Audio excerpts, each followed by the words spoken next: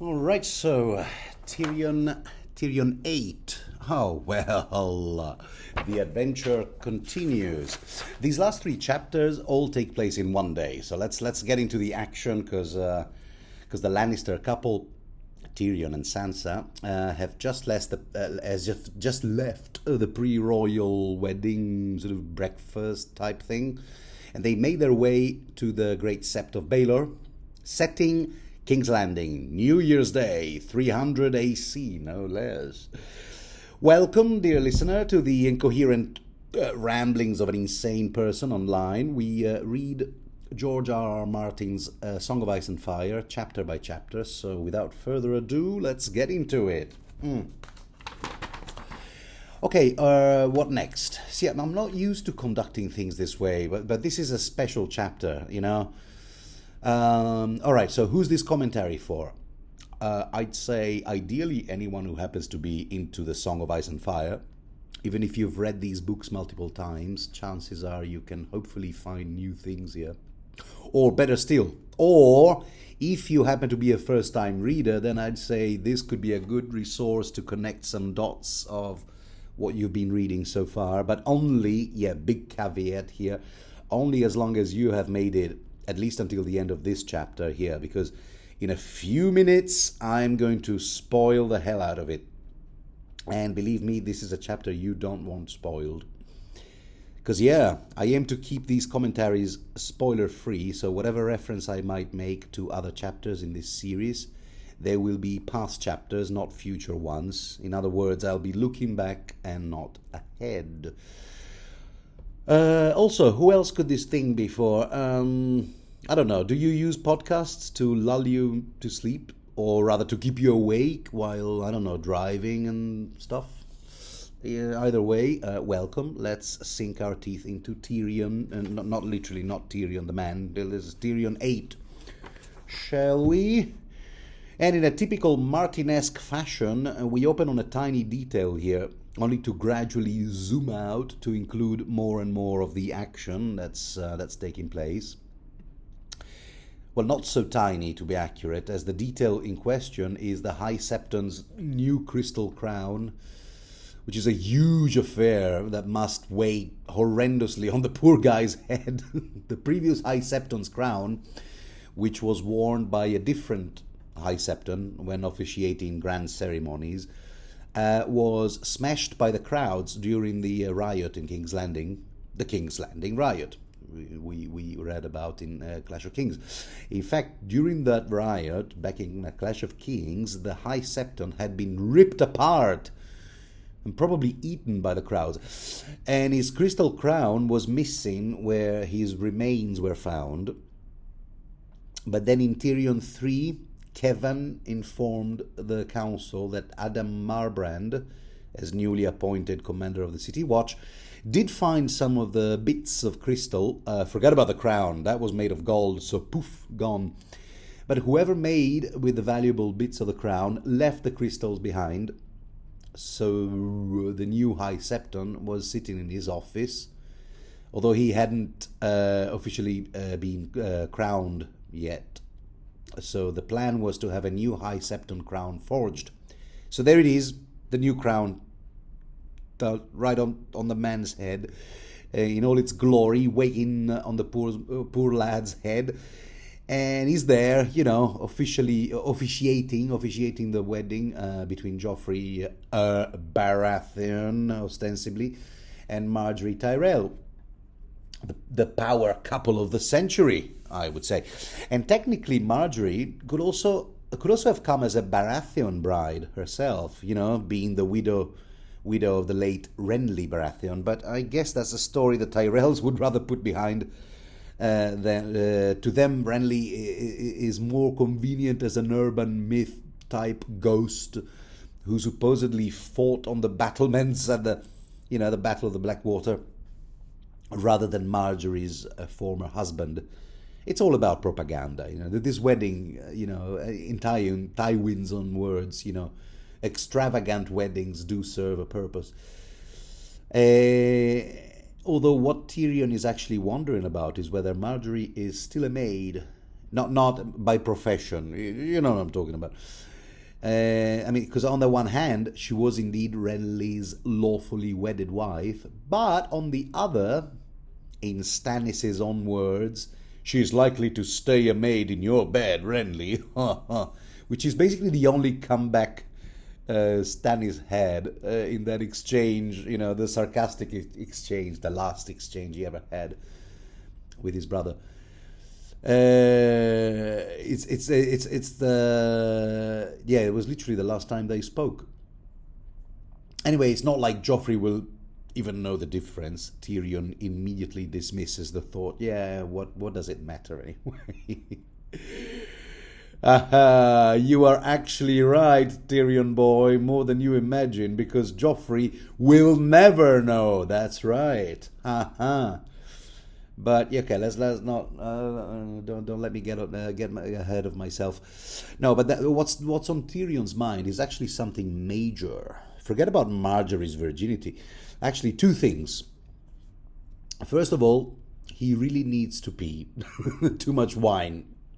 But the second thing is the unraveling of a mystery that's been haunting us since book 1. And it all kicked off with the line from Joffrey in the previous chapter, Sansa 4, I am no stranger to Valyrian steel.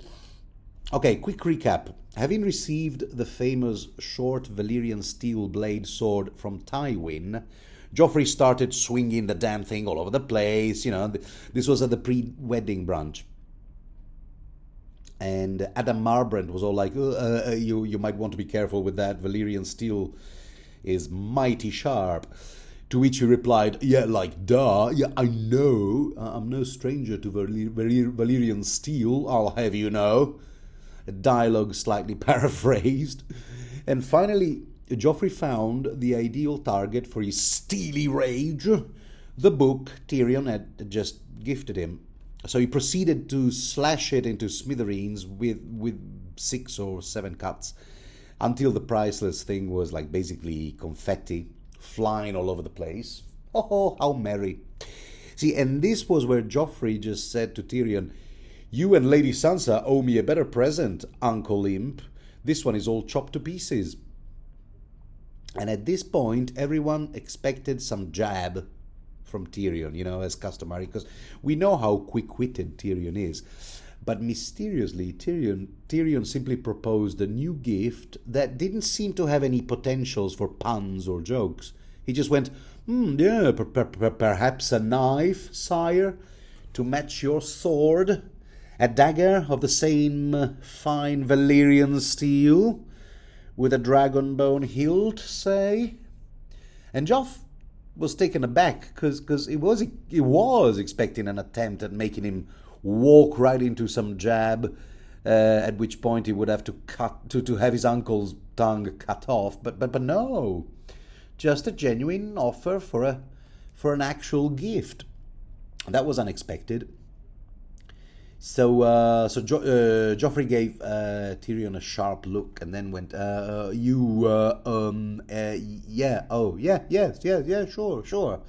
A dagger, to match my sword. Good, a gold hilt with rubies in it. Dragon bone is too plain. So, what exactly was Tyrion trying to suss out here, huh? Well, what he was trying to suss out was whether Joffrey, being no stranger to Valyrian steel, had to do with a very special dagger we saw all the way back in book 1, used by a hitman. We'll call him Catspaw because everybody else does. Used by this Catspaw to put Bran out of his misery and indirectly kick-starting the War of 5 Kings. Come on, are you with me or not?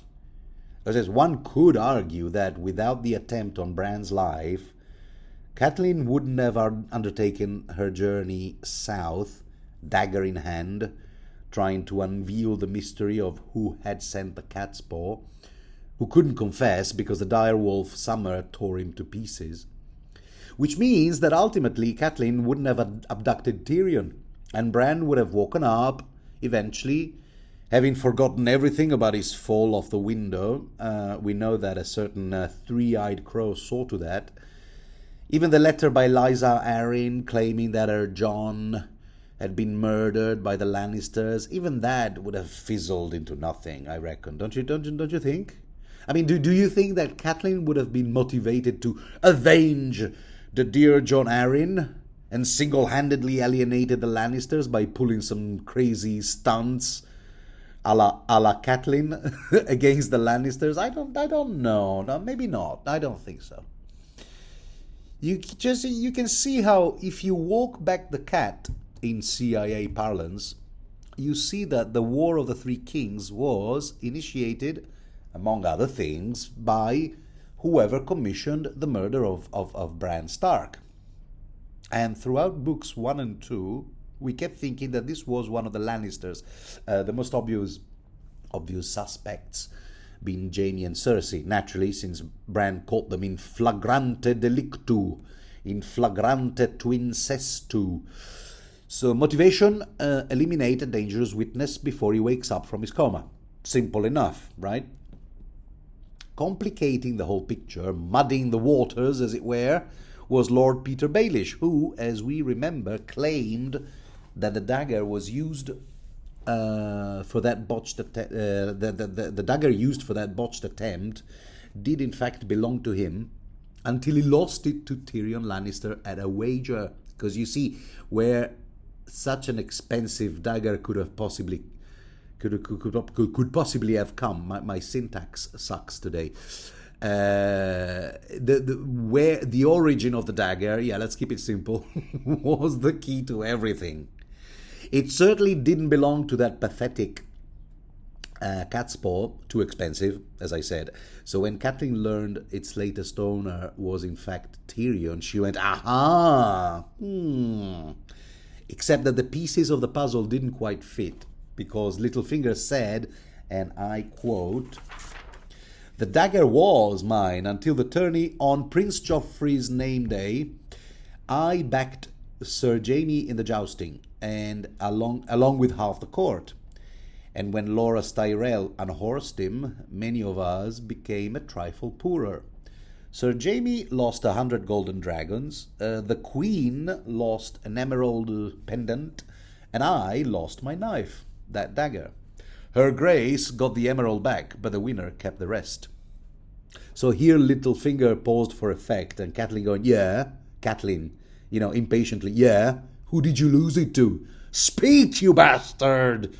Which this is a dialogue slightly paraphrased, at which point Littlefinger went, "Yeah, well, I lost it to the imp, Tyrion Lannister. Dun dun dun, fade to black." And later, when Ned was told all that, he thought, no, this doesn't make sense. Ned himself. Because as I say, the pieces didn't quite fit. Even less when we are told that Tyrion didn't bet against Jaime. So he couldn't possibly have won that bet as Prince Joffrey's name day tourney. And we have it, not just from Tyrion himself, the famous quote, "You should know something about me. I never bet against my family." We'll see how long this policy will keep being implemented. But yeah, never bet against my family. But no, we also have it from Renly in a throwaway line, still in Book 1, in Eddard 6. Renly says, Pity the imp is not here with us. I should have won twice as much," commenting on Sandor Clegane unhorsing Jaime at the Hand's tourney. Renly won a bet because he placed it on the Hound, right? Implying that since it's a given that Tyrion always bets on Jaime, this time too, betting against Jaime with Tyrion would have been easy money. I'm actually beginning to think that Jaime is a bit rubbish at tourneys. As fierce a fighter as he is in real combat. Anyway.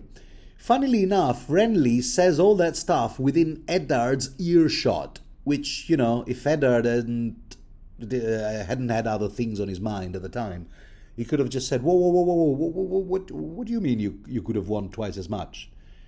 Ah, so Tyrion traditionally backs Jaime in his betting, and wagers, Huh. And later, when Catelyn chance encounters Tyrion at the Crossroad Inn and has him kidnapped, as you do, she confronts him with the whole story, to which Tyrion just goes, "It was not my dagger. How many times must I swear to that? Lady Stark, whatever you may believe of me, I am not a stupid man. Only a fool would arm a common footpad with his own blade. Littlefinger lied to you, duh." A cat is all like, nah, covering her ears. Nah. Because, no, Peter loved me and still does. He would never lie to me, and so on and so forth, which, we know, yeah, he would. So I think that by this time, no first-time reader entertains the notion that the dagger really did belong to Tyrion, right? I don't think. We've been in Tyrion's head so many times right now. We've been warging with Tyrion every time we read a Tyrion POV chapter.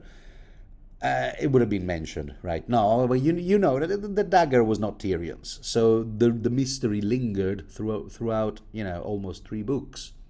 And if we ever needed any confirmation of the dagger not belonging to Tyrion, we have it later in the Vale, when we're left alone with for the umpteenth time with Tyrion's thoughts in the Sky Cell, whatever it's called. And here it goes.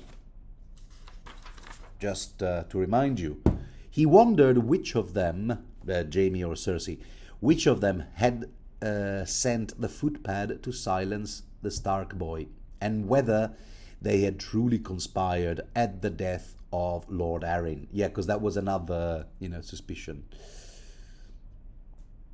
surrounding Jaime and Cersei, or one of the two, or both, or neither. If the old hand had been murdered, it was deftly and subtly done. Men of his age died of suddenliness all the time. In contrast, sending some oaf with a stolen knife after Brandon Stark struck him as unbelievably clumsy. And wasn't that peculiar, come to think of it? Now, so clumsy, in fact, almost as if that harebrained plan had been conceived by a psychotic and not terribly bright teenager, huh? Now, since I told you that Valyrian blades are kind of like the key to this mystery here, remember in Tyrion 4, here in Book 3, when Tywin shows Tyrion the 2 swords, here's the dialogue between the two. "So, a sword for Joff, a sword for Jaime, and not even a dagger for the dwarf. Is that the way of it, father?" To which Tywin replies, "Well, the steel was sufficient for 2 blades, not 3. If you have a need of a dagger, take one from the armory. Robert left 100 when he died.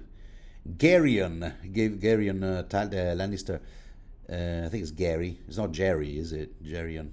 He gave him a gilded dagger with an ivory grip and a sapphire pommel for a wedding gift, and half the envoys who came to court tried to curry favor by presenting his grace with jewel-encrusted knives and silver-inlay swords, and yet the only blade he ever used was the hunting knife he had from Jon Arryn when he was a boy."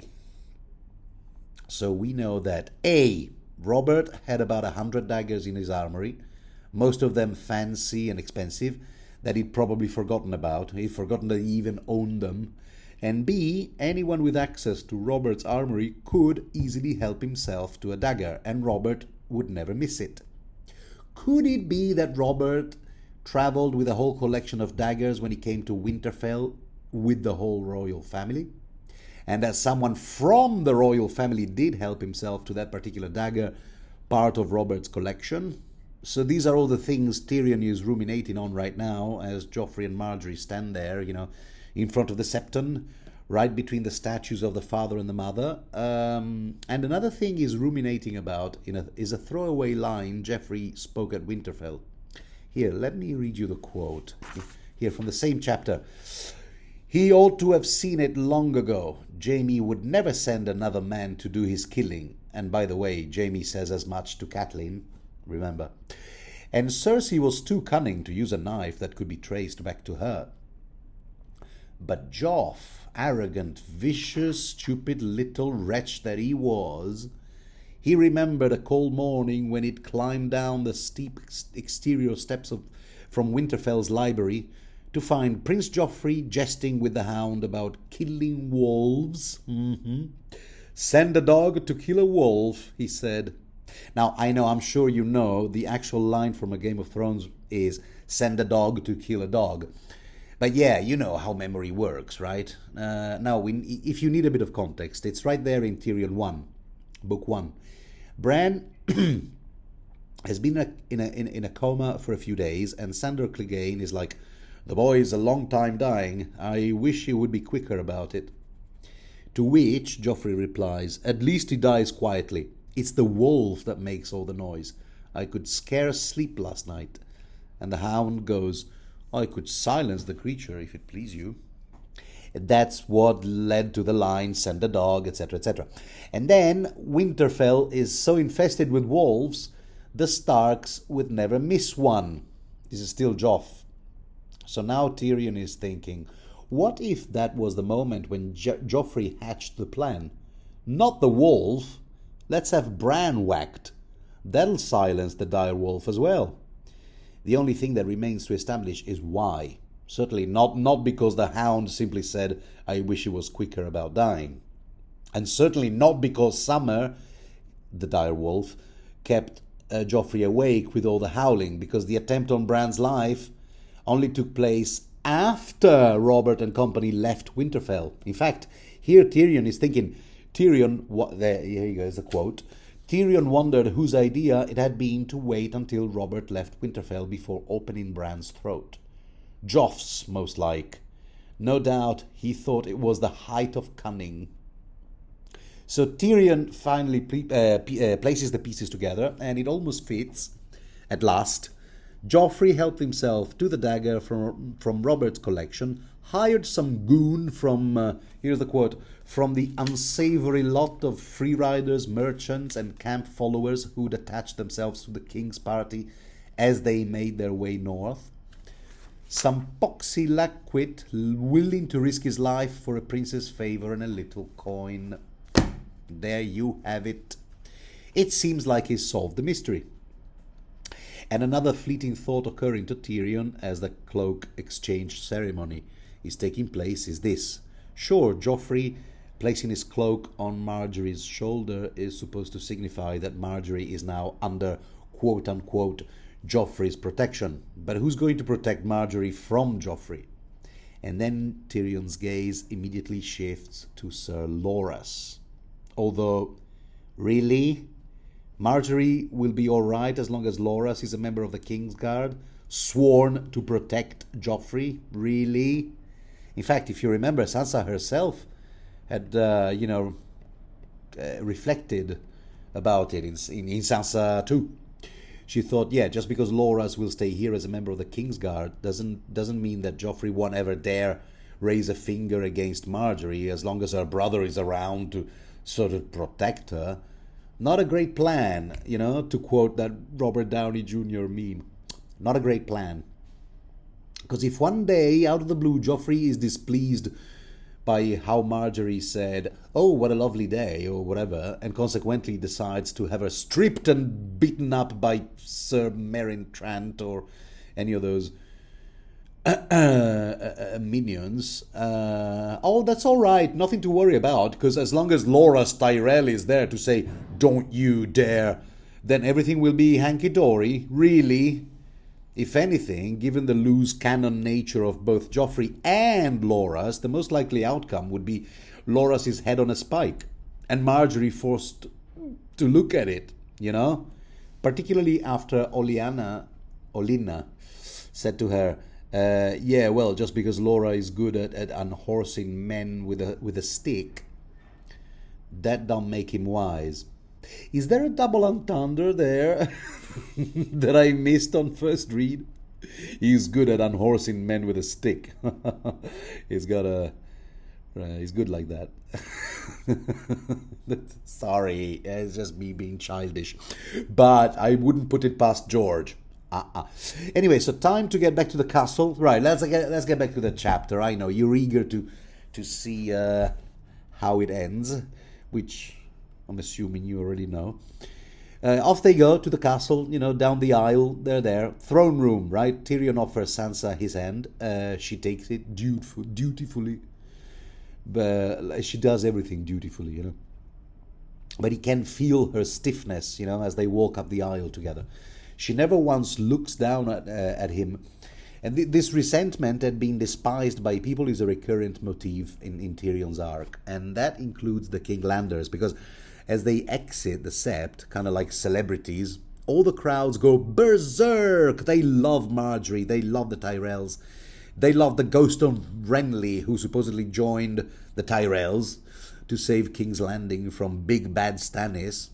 And all the while, Tyrion is thinking, those bloody fools would rather have a ghost would rather love a ghost when I, let's not forget, I saved King's Landing with my wildfire plot.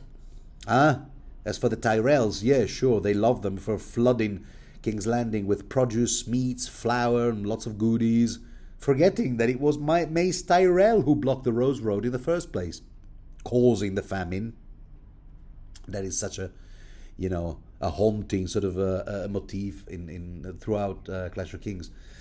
And he finds himself wishing he was somewhere else, Tyrion does, on some contrived mission, out of town, kind of like Littlefinger.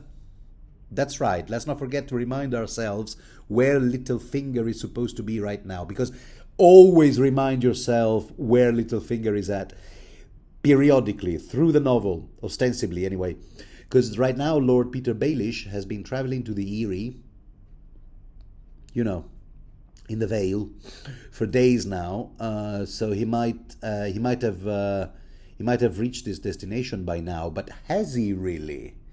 Supposedly, a Braavosi galley named the Merling King whisked him away from King's Landing the day after the decision to send him out there was officially deliberated in the small council back in Tyrion VIII.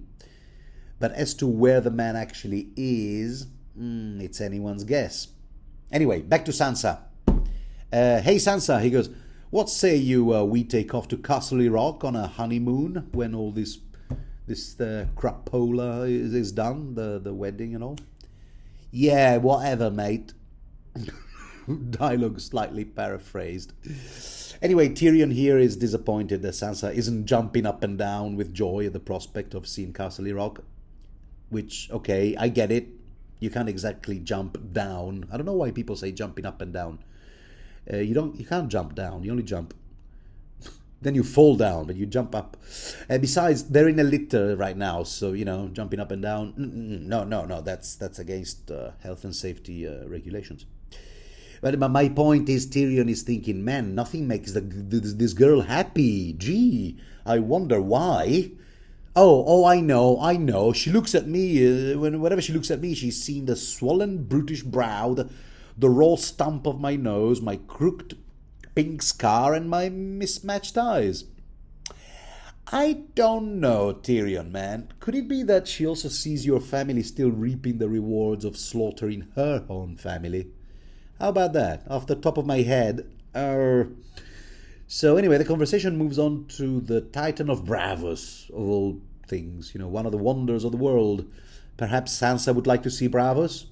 He's thinking of all plans to get as far as possible from Joffrey and Cersei, particularly Joffrey, because who Tyrion decides sent a clear message, Joffrey did, when he sliced that precious book Tyrion gave him as a present. Today, this book. That chapter. Today, this book. Tomorrow, your head. That is what he's thinking. Yeah. Next, you'll be next. That's the message that Tyrion, chooses to read in the desecration that Joffrey carried out against the precious life of 4 kings, 5 kings, life of Four Kings by Maester Keith. That's what he's thinking. So maybe a trip to the Free Cities. Huh? How about that? On a reread, it's a pleasure to come across all these passages that make you go, ha ha, little did he know. Anyway, right now, Tyrion is thinking, this is the peak of Lannister victory, at its most complete, the most complete stage, whatever. All the pieces are falling into place. Let me go over it. Sir Gregor Clegane has crossed the Trident and seized the Ruby Ford, then captured Harrenhal almost effortlessly. Goodbye, Vargo Hoat, by the way. Seaguard has yielded to Black Waldor Frey. Lord Randall Tarley holds Maidenpool, Duskendale, and the King's Road. In the west, Sir Davin Lannister, this is Tywin's cousin, has linked up with Sir Forley Prester, this name doesn't sound familiar, at the Golden Tooth for a march on River Run. Sir Ryman Frey is leading 2,000 spears down from the Twins to join them with the intent of sieging a River Run. Yeah, they're putting siege to River Run. We still need to know what the situation is over there. And but that's all right. There's no rush. We'll see all these people again in a Feast for Crows. And Paxter Redwine's fleet will be setting sail from the harbour to begin the long voyage around Dorne and through the Stepstones, because he wants to also lay siege to Stannis on Dragonstone. Anyway, time to get ready for the wedding feast, as Podrick reminds Tyrion. So it's off to the bedchamber, where Shae is fixing Sansa's hair, arranging her hair artfully, in fact, in a delicate silver net, winking with dark purple gemstones. That's what they look like to Tyrion. But we know that this hairnet is supposedly the famous heirloom Dontos has given her all the way back in Sansa 8, in A Clash of Kings, in the Godswood, when he told her that they would escape during Joffrey's wedding. Sansa and Dontos would escape. So he gave her this hairnet that kind of looked like a silver spider web with amethysts in it, supposedly. And he told her to wear it at the wedding. For it's magic, you see. It's justice you hold. It's vengeance for your father. It's home. Interesting. It's easy to miss on a first read, particularly because it's seen, from Tyrion's perspective, and he doesn't have a clue about all that. But yeah, she's wearing it. She is indeed wearing the silver hairnet, as Dontos begged her to do. Tyrion will be wearing his famous new doublet of his, crimson velvet with padded shoulders and puffed sleeves. How 80s. Slashed to show the black satin underlining. Clever. A bit of garment porn for us readers. See, a big deal is made of food porn in this series, but not enough about garment porn, which I think is equally satisfying.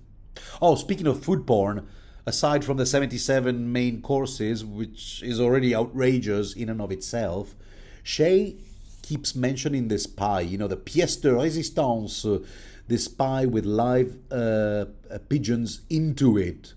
How the hell do you keep them alive while baking live pigeons inside a pie? I guess that particular crust that's meant to hold the pigeons captive will be baked at a very mild temperature and then clipped on the main pie at the last minute, I suppose. I don't know. Anyway, the idea is that at a stroke of a sword or a knife or whatever, the crust will break, the pigeons will be freed from the pie and fly all over the place, symbolizing peace, love, or whatever. Can you imagine how unsanitary the whole thing must be, with all the pigeon shit inside the pie? It's not an idea that, would appeal to me.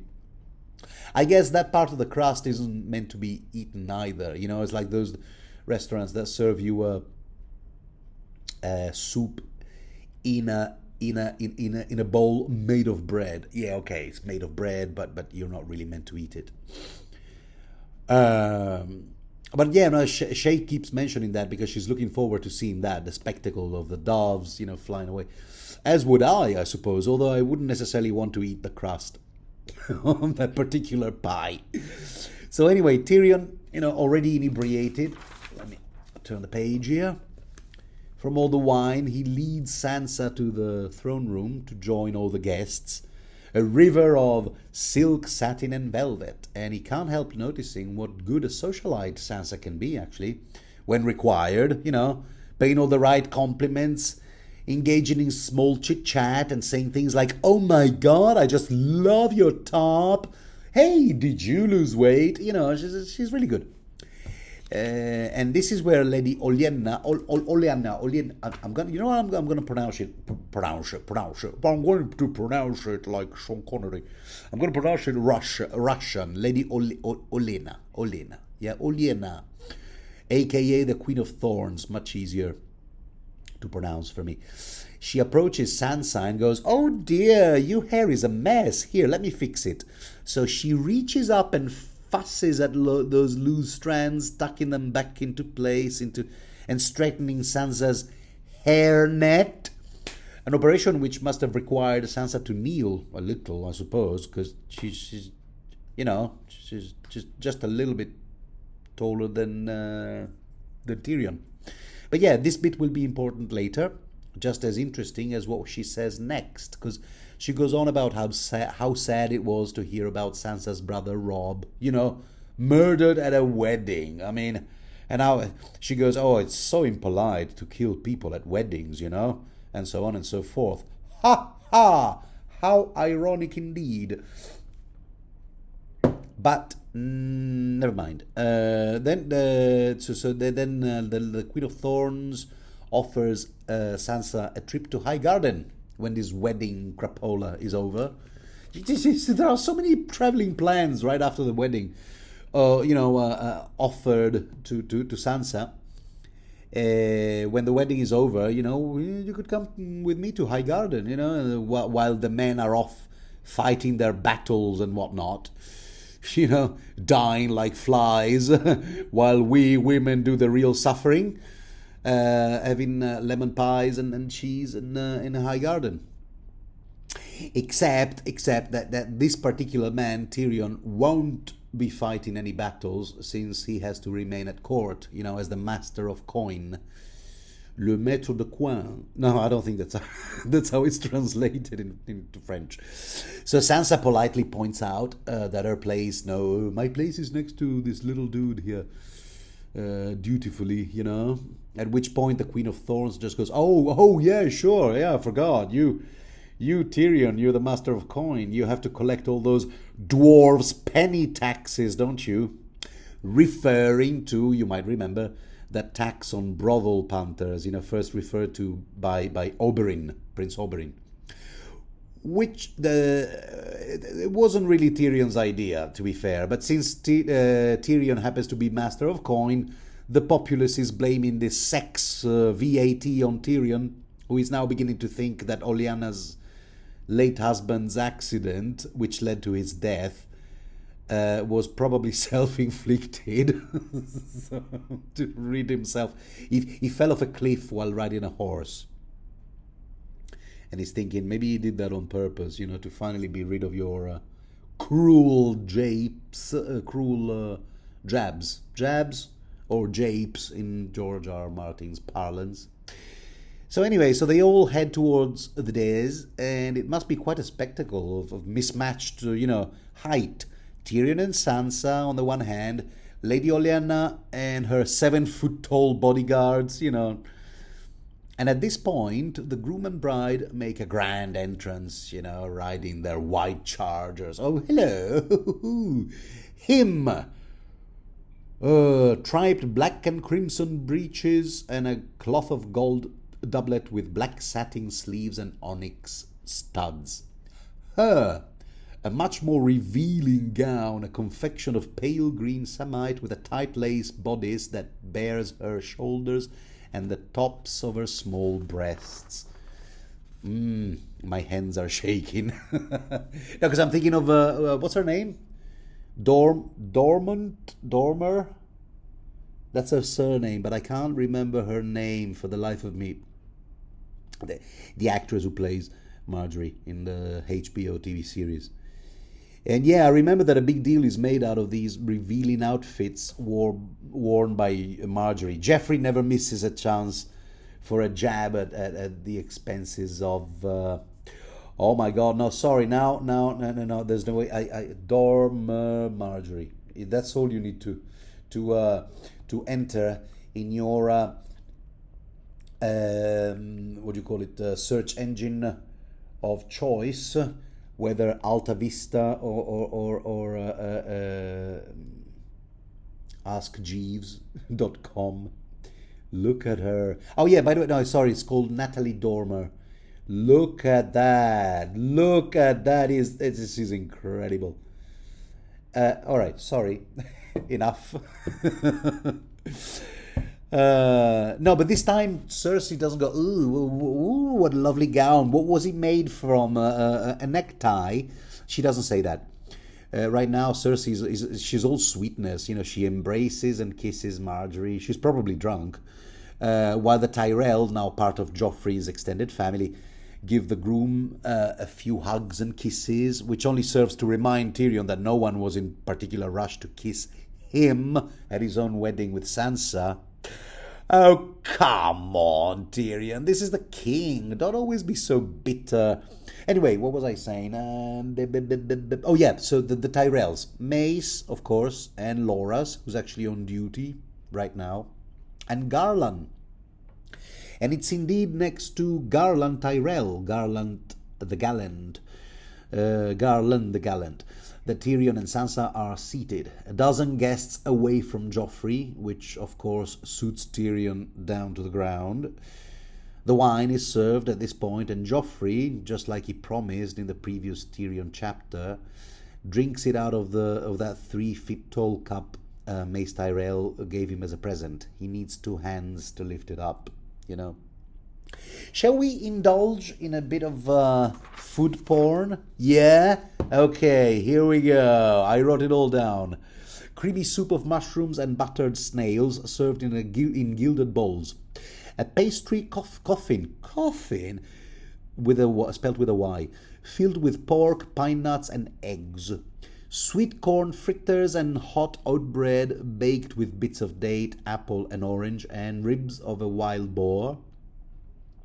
Trout cooked in a crust of crushed almonds, roast herons and cheese and onion pies, crabs boiled in fiery eastern spices, trenchers filled with chunks of chopped mutton stewed in almond milk with carrots, raisins and onions and fish tarts fresh from the ovens, served so hot they burn the fingers, honey ginger partridge, peacocks served in their plumage, roasted whole and stuffed with dates. Peacocks. Are they even, I don't know, edible? Then bowls of blandisserie. What on earth is that? A mixture of beef broth and boiled wine sweetened with honey and dotted with blanched almonds and chunks of capon. That's the castrated rooster. But is it pronounced capon or capon? You know, I'm not even sure. I never ordered that. It's animal cruelty. Buttered peas, chopped nuts, slivers of swan poached in a sauce of saffron and peaches, skewers of sizzling blood sausages, roundels of elk stuffed with ripe blue cheese. That sounds like the kind of thing you could pick up at IKEA. You know, the IKEA food store, food corner, whatever. A lesh, that's pronounced lesh of brawn, spiced with cinnamon, cloves, sugar, and almond milk. Say what you like, but at least they do cater for the lactose intolerant guests. And there, I forgot the name. There's a website that shows you all the procedures to prepare these dishes. I forgot the name. Remind me. I'll look it up. It's the old tavern, the old inn, some name like that. Anyway, Tyrion, in the meantime, keeps on drinking, while thinking how the city dwellers wouldn't keep loving the Tyrells so much, if only they could have a peek at this lavish food porn that I just read you, while half the city outside the Red Keep is starving still. And gulp, another glass of wine. Then he looks around, realizing that he's surrounded by happy couples. There's Oberyn and Ilaria, Lord Merryweather and his hot, Mirish wife, Lady Taena, whom we'll encounter and get to know better in A Feast for Crows. Some Fossaway guy and his pregnant wife, these two keep kissing at random moments, Basically, the kind of blissful relationship Tyrion doesn't have. More bitterness, more wine. And it's at this point that one of the singers, some Hamish the Harper guy, starts performing a song where he sings about Renly Baratheon resurrected from the grave to fight alongside the Tyrells in the Blackwater. Here, let me read you the quote. Hamish began and went on to tell how Renly, repenting his attempt to usurp his nephew's crown, had defied the Lord of Death himself and crossed back to the land of the living to defend the realm against his own brother Stannis. Which is a clever political move, if you ask me, singing this song, helping everyone forget that not too long ago the Tyrells were actually at war against the Lannisters.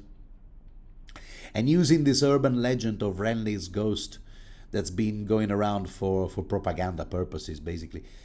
Yes, clever guy, this Hamish the Harper, while Tyrion is thinking, holy crap, I turned poor Simon Silvertongue into a stew. That you did, Tyrion, that you did. I turned him into a stew so that this idiot could sing this drivel, this claptrap. The Reigns of Castamere is performed a few times, of course, now with the added meaning of the Red Wedding. Macabre, huh? And then the famous Dancing Bear is brought forward, which turns out to be like an old and clumsy bear that is dancing to the sound of a pipe, playing a flute, whatever. Not particularly. It's a bit underwhelming. Then the Fools, Moonboy and Butterbums, then Pentoshi Tumblers, Dontos is also there. Pyromancers as well.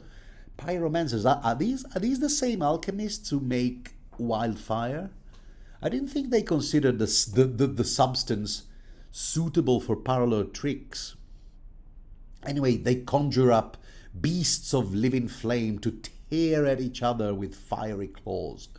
Well done there. Then strolling pipers and clever dogs and sword swallowers, that sort of thing. And then another singer, and oh boy, if you thought that the last singer we heard was a shameless Lannister lickspittle, kissing asses, wait until you hear Galleon of Kai, wherever that happens to be. Because this fella has composed a whole song about the wicked wannabe usurper Stannis, pitted against a brave young boy with hair of gold. You just threw up in your mouth, right? Okay, that's all right. But the funny part is that this boy with hair like spun gold is favorably compared to the villainous Stannis. Listen to the quote.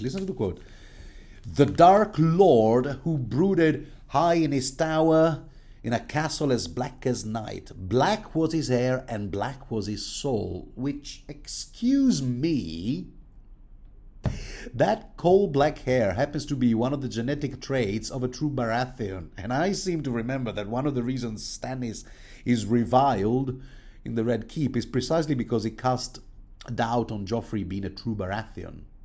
I mean, was it really wise to highlight the fact that Joffrey looks nothing like a Baratheon with his, golden hair? I don't think you thought this one through, Galleon. Okay, it's not like Tywin was a lot smarter than that, equipping Joffrey with that sword, which reeks of Lannister symbols, lions with red rubies for eyes, crimson blade, and so on and so forth, and not a stag in sight. Anyway, moving on, during the song, even Sansa calls some bullshit, because at some point this Galleon guy is singing about Cersei's valor, and Sansa is obviously thinking, no, she never did none of them things. I was there in Maegor's Holdfast, and all Cersei did was getting drunk as a fish. Yeah, you should never believe what they sing in songs, dear Sansa, says Tyrion. And speaking of people who remember correctly how it all went down in the battle, it's Garland the Gallant, Tyrell, who stops to do something no one has yet done. Praise Tyrion for his chain in the harbour, as well as the wildfire plot. I know that this Garland dude is a fan favourite. Mine too, you know. I really hope George R. R. Martin doesn't pull one of his I fooled you, kind of ploys on readers, revealing that this fair and friendly attitude was in fact just an act or whatever. Because really, I'd rather keep liking this Garland. Just saying. Meanwhile, Galleon keeps on singing, 77 verses. And Tyrion keeps fighting the urge to stuff his own ears with mushrooms. Could this be a foreshadowing of sorts? Tyrion, mushrooms? Anyway, no spoilers here. I suppose I should... Oh no, I've already laid out my spoiler policy. Yeah. All right. Okay. So I'll keep. Let's keep going. Yeah. Anyway, sounding drunk as a fish at this point, Joffrey commands that the pièce de résistance, as far as the day's entertainment is concerned, he command that the pièce de résistance be brought forth. The jousters. Here, let me read you the quote. The jousters were a pair of dwarves. One was mounted on an ugly grey dog, long of leg and heavy of jaw. The other rode an immense spotted sow. One knight was all in gold, with a black stag painted on his shield. The other wore grey and white and bore a wolf device. Their mounts were bearded likewise. This is funny. If I didn't know any better, I would say that whoever hired these entertainers did so with a deliberate intent to piss Tyrion off. Which, mission accomplished, because amidst everyone's laughters, Tyrion makes a mental note of finding out whose idea this was and give the person a piece of his mind.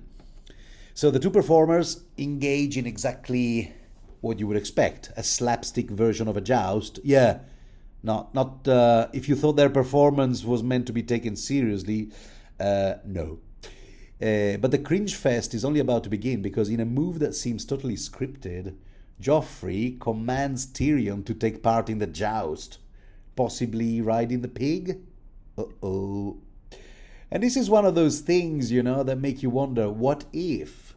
Like, if Tyrion wasn't wasted on wine right now, because emboldened as he is right now, all inhibitions, cast aside, he just goes, yeah, I'll ride the pig if you ride the dog. At least you, I know I can defeat. And after a shocking silence, everyone starts laughing, making Tyrion the man of the minute, which, needless to say, doesn't exactly please Joffrey. The two jousters wisely, they take their animals and paraphernalia out of the way because they feel something nasty is about to go down. The musician starts playing again, as if to signal that it's cool, let's diffuse this, everybody back to their meals and drinks. Nothing to see here. When suddenly Garland warns Tyrion, watch out, mate, the king is coming your way. Did you think Joffrey was going to miss on his opportunity to humiliate his uncle? So, splash, he empties the content of that free-foot cup on Tyrion's head. 3-4 pints of red wine, I'd say. And even Garland has the guts to say, hey, that was not cool. Yeah, not cool, Your Grace. Which is, ballsy. And this moment is interesting because Tyrion knows how to read the room. He realizes that pretty much everyone is cringing out of second-hand embarrassment because Joffrey's making an idiot of himself. So he tries to diffuse the situation, trying to appear casual. But no, Joffrey just won't have none of that. He keeps going on that he did it on purpose, yeah. And even Marjorie, she's trying to get Joffrey to get back to the table because there's another singer. Oleana doesn't miss a chance for a bit of sarcasm. Oh, yes, another singer. I do hope he'll perform the Reigns of Castamere because we've only heard it like 6 times so far. Oh, and look, there's Adam Marbrand who wants to make a toast. Come away, my beloved husband. This is Marjorie, I think. I mean, really, Joffrey, take the hint. You're making a fool of yourself. Leave your uncle alone. But no, he just keeps going. I have no wine to make a toast. Uncle Tyrion, I want you to be my cupbearer. It would be an honor. It's not meant to be an honor. What? See what I mean? It just keeps being a little shithead. Shocker, right? Of course, it's not as easy as that either, because Tyrion has to pick up the chalice from the floor, and Joffrey kicks it away from him. A lot of love, dude. A lot of love and skill went into into crafting that chalice. You imbecile. Plus, Joffrey insists that Tyrion kneel as he pours the wine. Which is a bit weird because how can he do that, because the chalice is as tall as he is. So yeah, sorry guys, phone keeps on ringing. How rude of me. Let me just yeah, there you go. So yeah, anyway, this is clearly the moment, and I mean that everyone, and I mean absolutely everyone with half a brain must be thinking, "Holy crap! Look at that! Look at that idiot! That is our king now. That little the sadistic little brat. Better keep laughing, or I'll be next in line to be bullied by this git." Which they do. They do laugh. Bunch of sycophants. No, that's how it's pronounced. Sorry. No, psycho. It doesn't have a P at the beginning.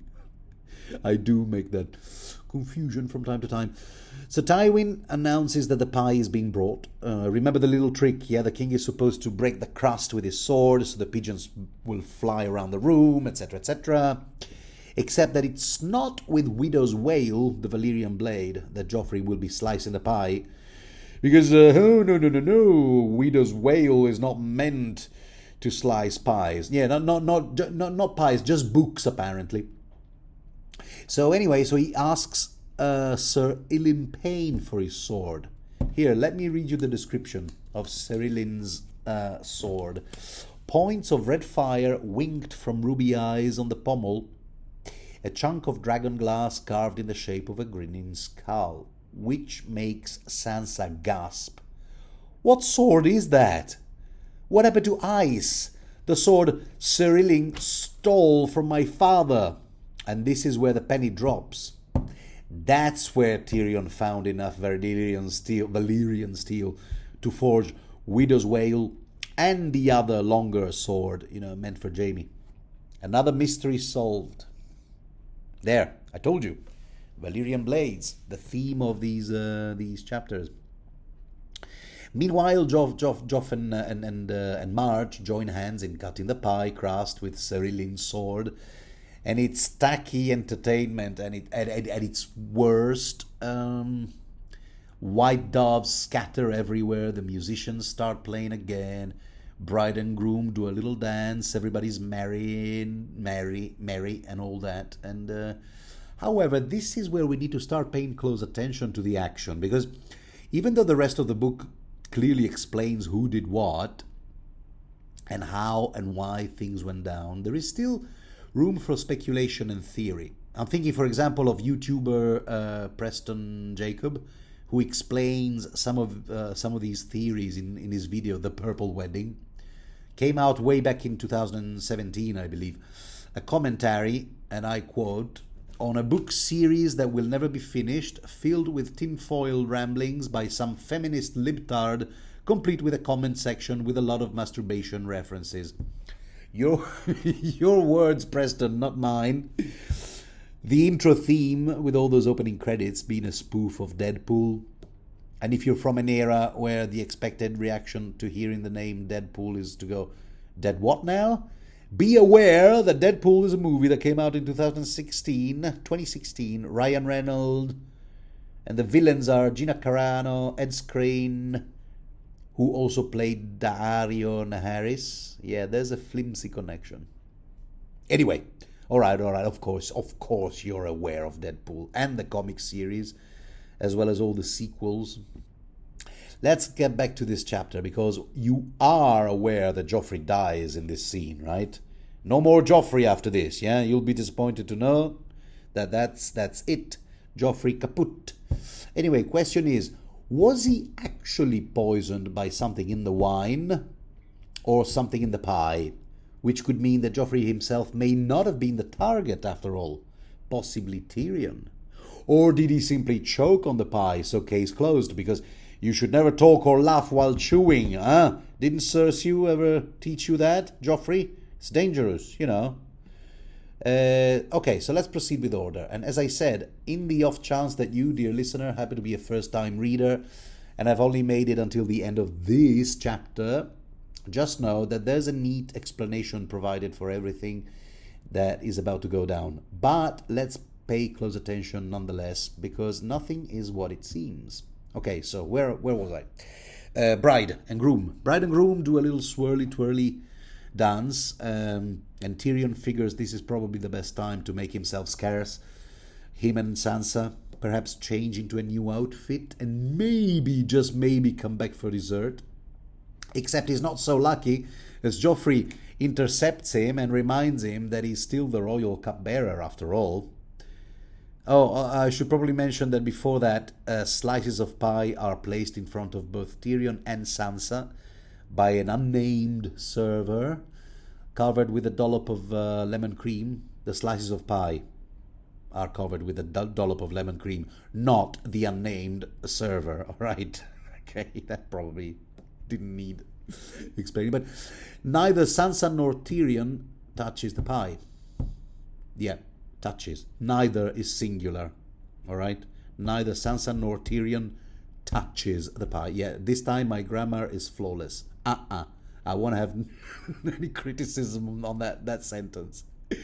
So anyway, at this point, if Joffrey has just done his brief, swirly dance with Marjorie, he must be standing, I guess, sort of like in the middle of the throne room, well away from his own seat, where the pie must also be waiting, because it's reasonable to expect that the king would be served first, right?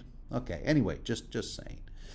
Oh, the wine chalice at this point is still on the table where Tyrion has left it, filled with wine from the flagon of an unnamed serving girl. All these are suspects in my eyes. Oh, so basically, if it was indeed the wine, then whoever messed with the chalice must have been someone close enough, while everyone was distracted by the white doves.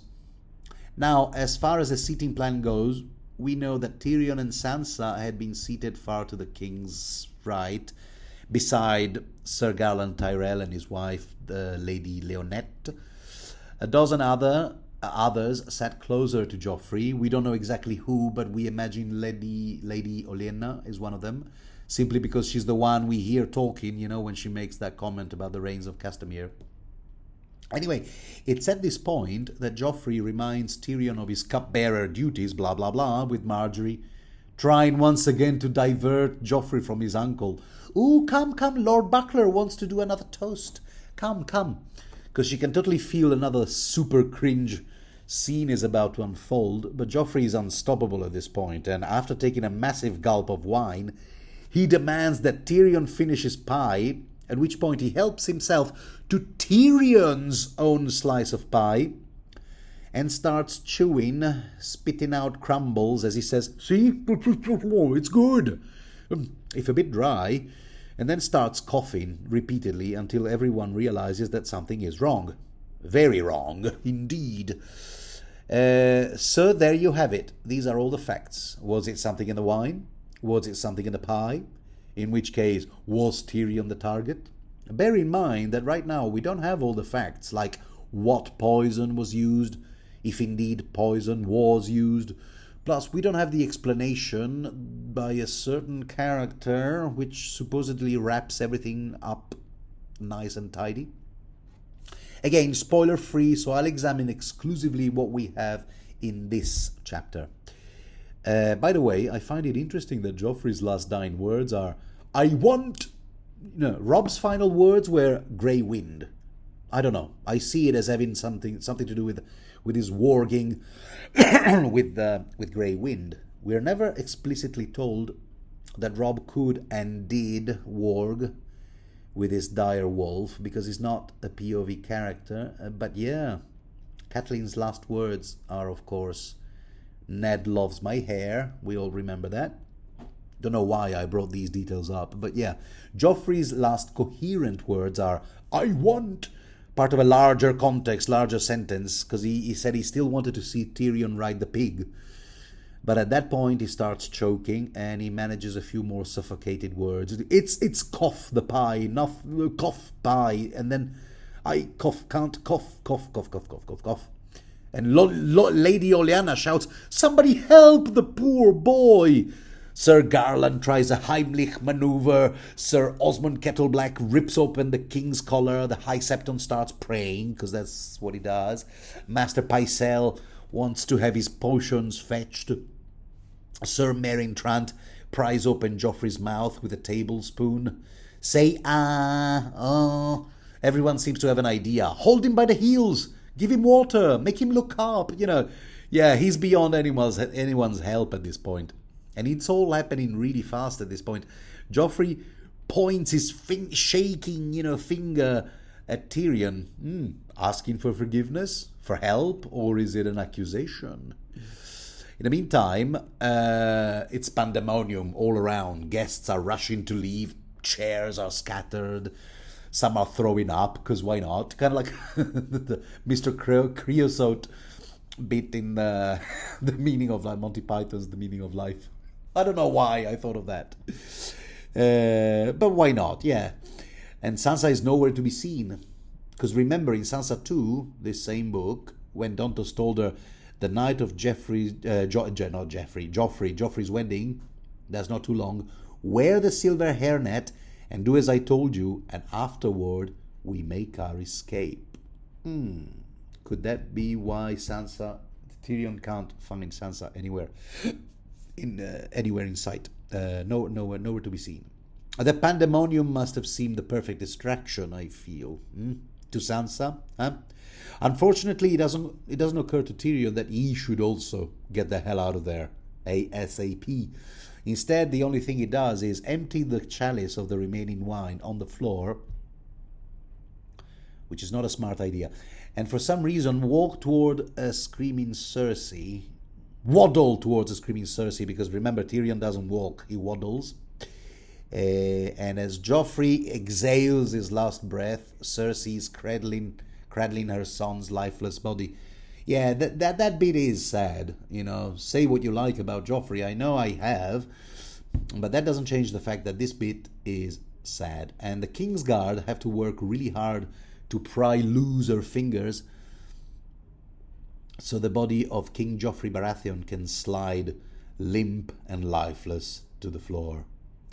Everybody who's still there is crying. The High Septon does the one thing he's expected to do under the circumstances. He has a bit of a prayer. Father above, judge Joffrey justly. So many J's in this prayer. Judge Joffrey justly. Come on, everybody, repeat after me.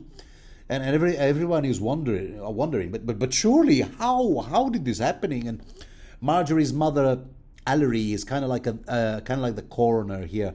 Clearly, this is a case of pie choke, a common accident in this realm, claiming hundreds of lives every year. Pie, or indeed any kind of pastry, really. Did I mention that these dialogues are slightly paraphrased? Yeah, okay. But anyway, Cersei, she won't have none of it. He did not choke. My son was poisoned. Kingsguard, do your duty. Sir Loras Tyrell is like, arrest my brother. He did this. The dwarf, him and his little wife. Oh, where is she, by the way? They killed my son. Your king. Take them both. And this is how Tyrion VIII concludes, my dear listener. Oh, I know, I made a great deal so far. I've been making a great deal of stressing out that Prince Oberyn is a poison expert, Oberyn Martell. He learned the trade in the Citadel, so could this be a type thing? Or a red herring? Is the Red Viper really a red herring? I will leave you with this lingering question. In the meantime, dear listener, if you have made it this far, why, thank you for listening. And I'm impressed at your attention span and patience. And I look forward to speaking to you again in the next chapter, which may well be, the next chapter in the Storm of Swords, Sansa, was it Sansa 5? Or if you prefer, if you do that kind of a sequence, you can skip straight to Tyrion 9, or you can do none of the above. It's up to you. But however, if you enjoyed this kind of content, don't forget to do all of the things that people do under such circumstances. And I bid you farewell. Ciao.